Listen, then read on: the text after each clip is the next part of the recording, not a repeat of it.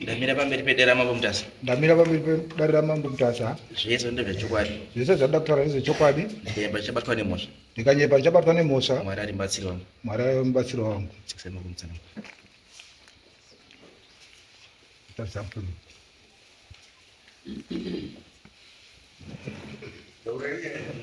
Ini ndakamira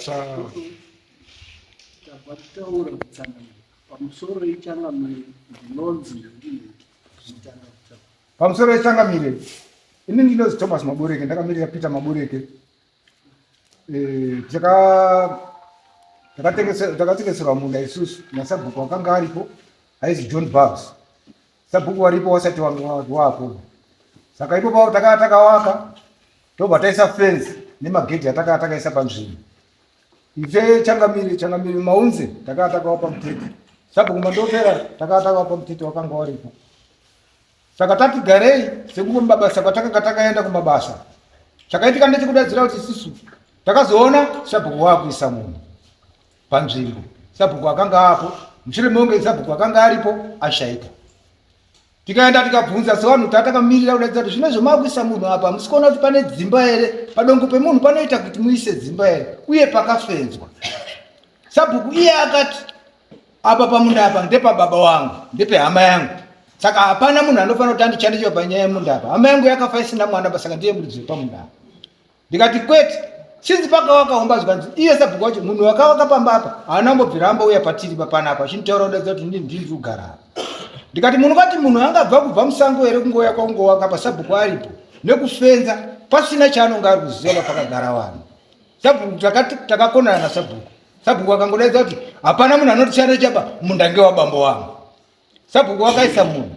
Tasvikapo takaenda kwasabhuku tikamutaura kuti sabhuku zvamuri kuita izvi hazvisi zvepamunda ngewangu. Sabhuku haana kubvumirana nazvo.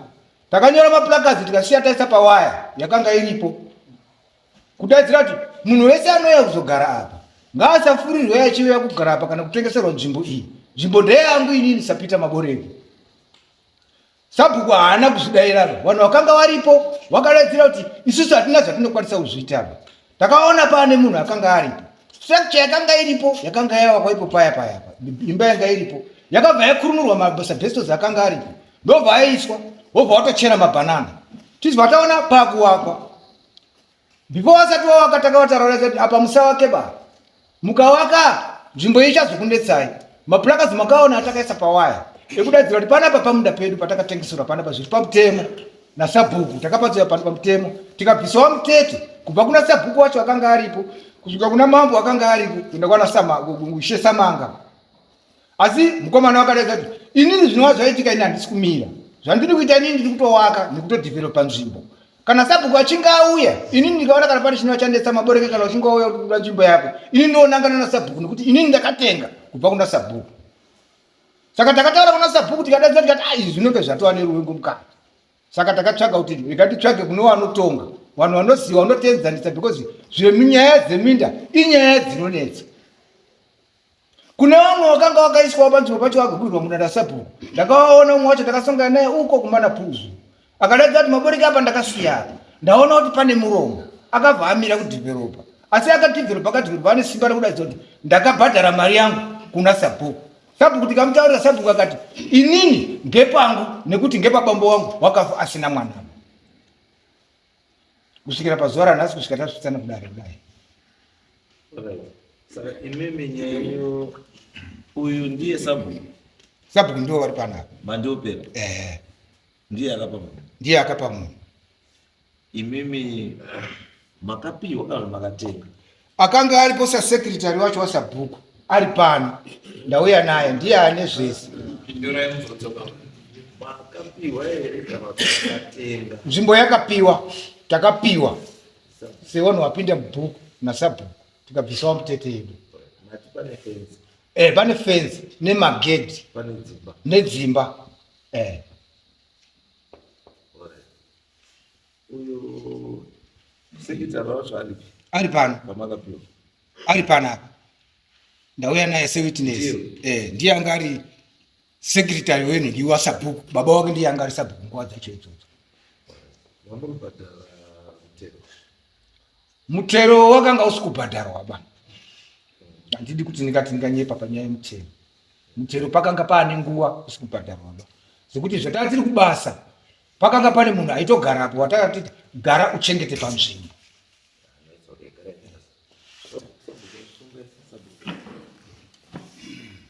Musoro changamire nini Patrick Mandopera zviri kutaurwa munomu izvi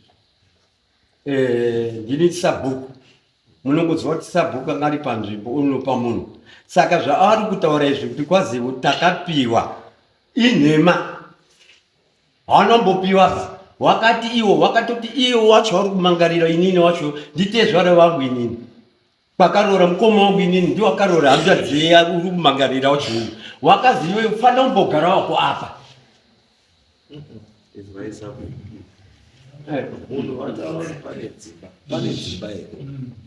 dzimba hapachine dzimba dzakanga dziripo here twaturipo tumbwa twacho pane fenzi here fenzi hapane fenzi pane fenzi here hapane fenzi yakanga iripo here fenzi fenzi papasine fenzi pai papasina mambosungai pane fenzi hongu iyo zvizi kwasara gate 1 zvitoripo izvi zvizi patori fenzi itoripo itori pasi chakatorwa mapo pane fenzi fenzi vari kutaura inini handina kuiona bagoti semunhu mukoma wangu anga aripo ini ndakasvika ndiona fenzi pasina asi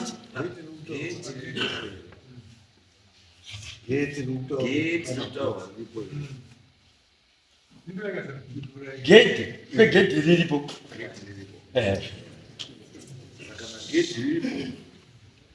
fenzi iripo matombo aripo maizopa munhu seiko pane fenzi pane matongo evanhu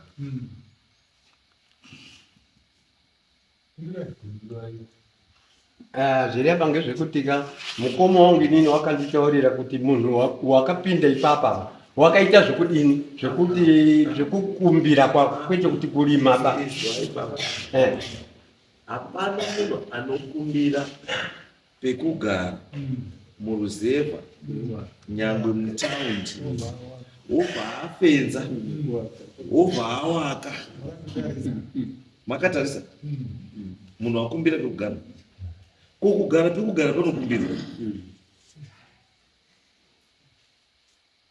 pekugara panokumbirwa here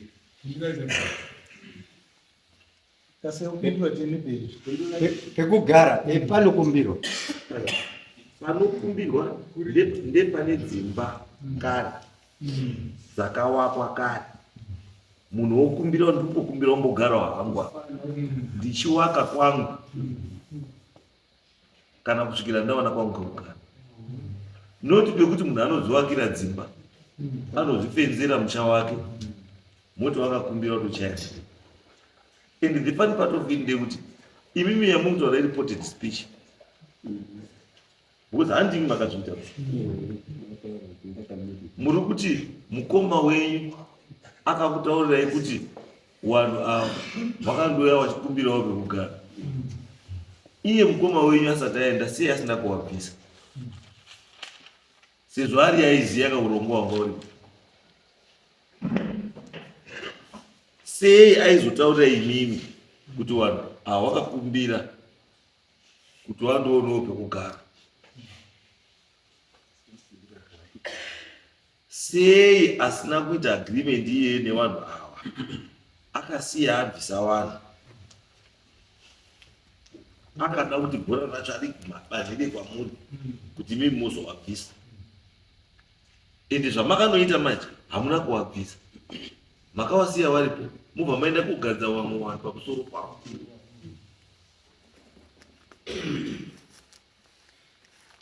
ndizvo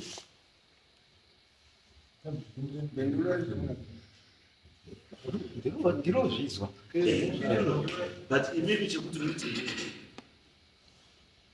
muende kuti pane fenzi pane negedhi muenda kuti munhu pindai mumomo wogaremo nei munhu wacho makagadzira muibenzi ai pamusoro changa pfungwa dzaka zitori zvakanaka ari munhu wacho iye wacho wamakaisaiwa wacho aripi asara kumba asarire because ndiani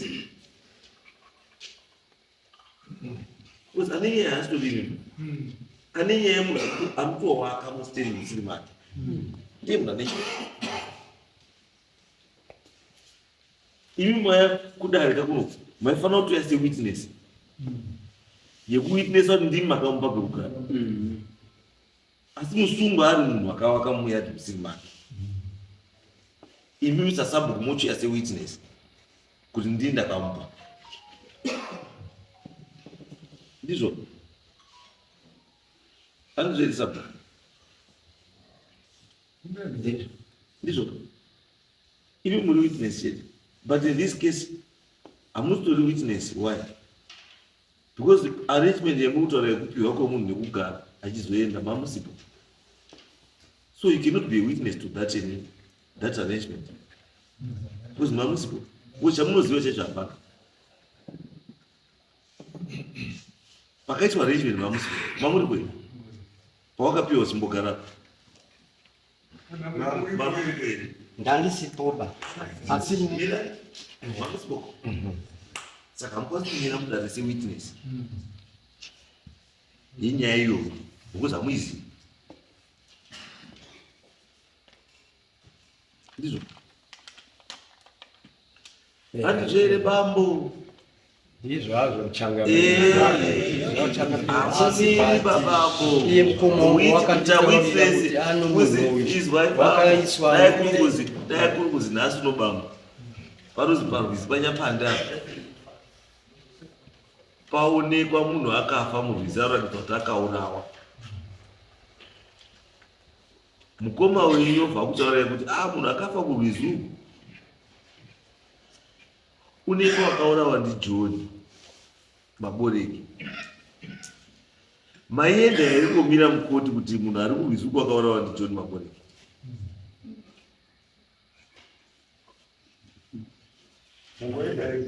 Maienda here kudari kuti ndauya witness yekuwitnessa kuti Joni Maboreki ari kurwizi uko wakaurawa ndiani. Maienda kuita witness. Hamai inoita witness because hamuna chamakaona makandozwawo. Hazvo makandozwawo. Saka chamunoziva chaicho chapadini. Hapana. Asi imi chamakaenda kuita manje. Makaenda kupara mhosva manje. Kunogadzika munhu mustendesheni yemunhu. Murisabhuku ibasa renyu rekupa vanhu pekugara. Asi harisi basa renyu rekupa vanhu pekugara pane munhu aripo kare. Munotsvagirawo munhu pasina chinhu, pasina munhu. Hamuendi koti pane munhu moenda kotsosomedza ipapa. Hazvidini. Hazviiti. Because ipapo maunza kusagadzikana kwenharaunda. Because waniwa wanyambo vari mufenzi imomo, umwe wapinda mufenzi siri yake wakutowaka muridzi wefenzi uripo, wanotaudzana sei? Wanogarisana sei vanhu? Munombozvifungwa here kuti vanhu ava vanogarisana sei? Handizveri sabhuku. Sabhuku basa rako ndirikupa vanhu pekugara. Asi handiri kupa vanhu pekugara pane umwe wakapa. Because sabhuku akafa kana akapa munhu pekugara angofanana nekuti iwewe ndiwe wakapa futi munhu pekugara. That's why muchiona ndiri panapo dai handikwanisi kuchinja decision yakaitwa nomumwe mambo. Mambo akanga aripo before ini kana ine decision yakaita andizvo ini chamukuisapota handiichinji because handini ndakaita decision and the reason why decision iyoyo yakaitwa handiizivi. Andizvo imimi pakaitwa nyaya mamusiri sabhuku makazoita sabhuku asi nyaya yangaita chii yakaitwa kare. Saka imi mamuzochinji nyaya yakaitwa kare imi musati maapo nekutiwo mapindawo kuita sabhuku. Zvafanira kuti misha yese kairumgirira meso muchabvisa kawari muchiita zvamunoda. Pamandofunga kuti makawenga muchapisa munhu kana kuti wakapuwa mari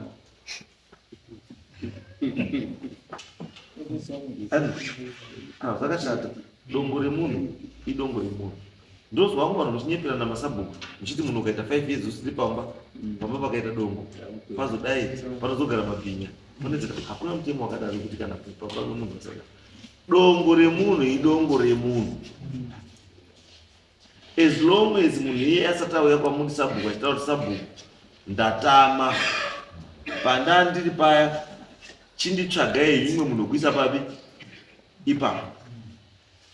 Kana izvozvo zvisati zvadini zvaitwa ndepake munhu iyeye handizveri sabhuku.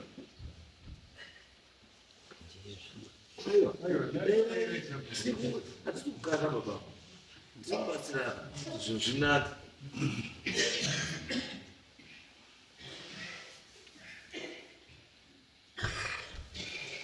Handizveri wariziye nzvimbo wachiripo wana kufa, waziye nzvimbo wana kusarenda neni, saka ndeawo.